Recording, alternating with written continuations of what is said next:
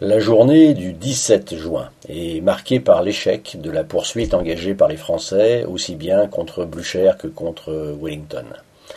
Et cette fois, le principal responsable en est Napoléon, qui montre en la circonstance une indolence tout à fait surprenante, et qui semble bien indiquer qu'il n'est plus le dieu de la guerre capable de triompher dans n'importe quelle circonstance. Le 17 juin, Napoléon se lève tard, ce qui est une drôle d'idée pour un jour comme celui-ci.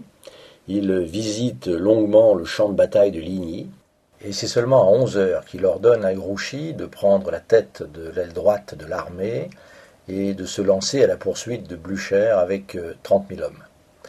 Dans quelle direction, on ne sait pas très bien.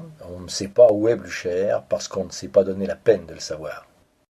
Mais à ce moment-là, les Alliés ont déjà pris les décisions essentielles qui vont leur donner la victoire le lendemain, 18 juin. Le matin du 17 juin, Wellington apprend la retraite de Blücher en direction de Wavre.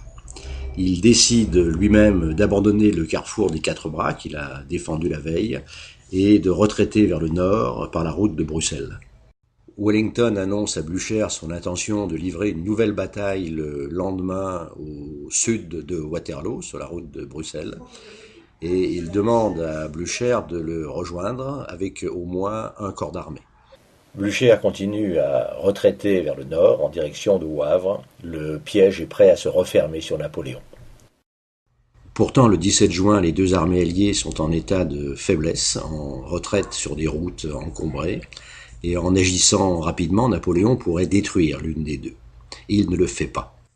Grouchy est parti à la poursuite de Blücher trop tard, avec des forces trop faibles, et qui plus est dans la mauvaise direction, Napoléon s'étant laissé convaincre un peu vite que les Prussiens en déroute refluaient vers Namur. Napoléon lui-même n'arrive aux Quatre Bras qu'en début d'après-midi, trop tard pour attaquer l'armée anglo-hollandaise par le flanc.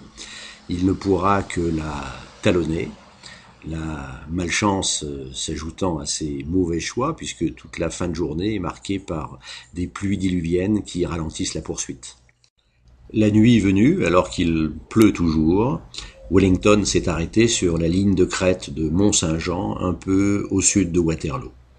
La bataille décisive aura lieu le lendemain.